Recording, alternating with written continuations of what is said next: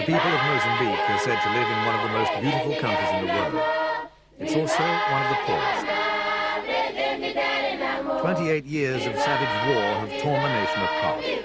First, the war against the colonial Portuguese, and then against neighboring Rhodesia. And now the civil war between the governing Frelimo party and the right-wing Renamo group, or Mozambique National Resistance Movement. Trained in guerrilla warfare, Renamo soldiers have conquered large parts of the country formerly held by the Frelimo government. Liberated villagers, once victims of Marxist Frelimo-enforced nationalization policies, are returning to traditional lifestyles. Rudimentary agriculture has returned, but the medical facilities are very poor. Soldiers have either stolen supplies or wounded civilians have needed them. This clinic can only dispense aspirin.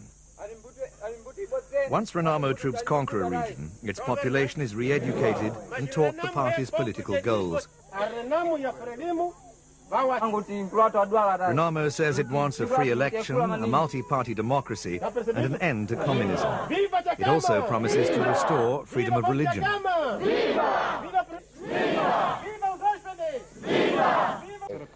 Afonso Dhlakama is the dominating leader of Renamo. Some compare him to Pol Pot, accusing his troops of cutting off noses and ears to terrorize Mozambicans into accepting his authority. I can say that in terms of war, I can admit that sometimes when our soldiers go attack Frelimo, sometimes one civilian can kill it, but not direct from Renamo. Can say that it is one people that is in media, where Frelimo fire and Renamo fire.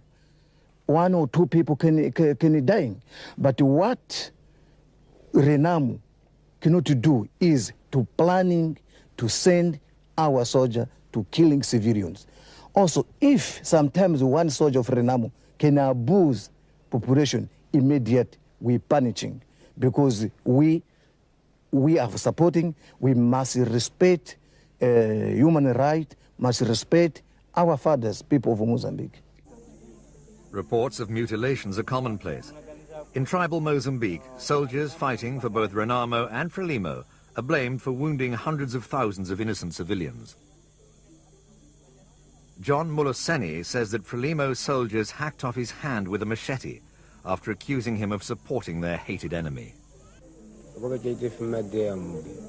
the Frelimo authorities had found out that I have some children in the Renamo army, and then they suspected me of being a Renamo assistant, and then they got me and cut off my arm.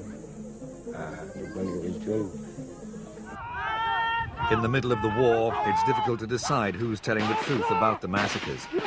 The blame may also lie with troops from South Africa and Zimbabwe, two of the many countries which have had roles in the fighting.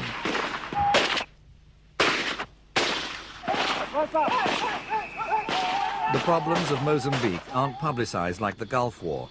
Much of the devastation caused by the Southern African nation's politics remain a mystery. But the people don't have much choice. To them, war is part of their everyday life.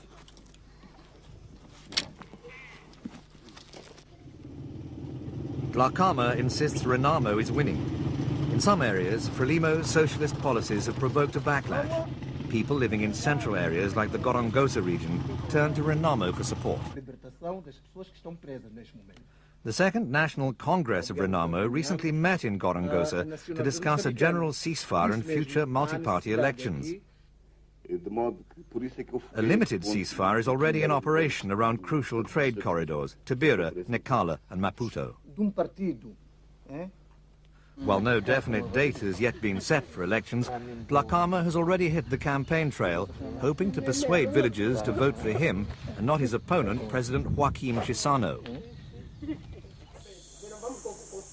Life in some parts of the country is bearable. But in most areas, the situation is desperate. Famine and violence have forced more than 1 million people to flee. Many refugees have relocated to the neighboring states of Zambia, Zimbabwe and Malawi.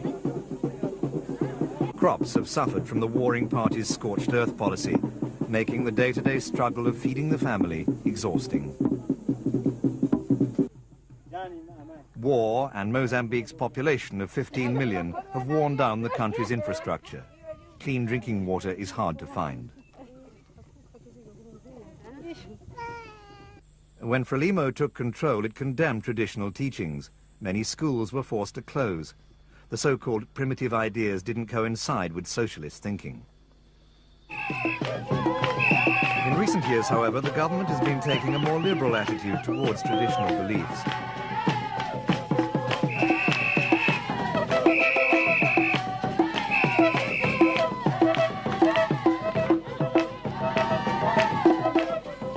Utter war weariness and famine have forced Renamo and Frelimo into a series of peace talks now taking place in Rome.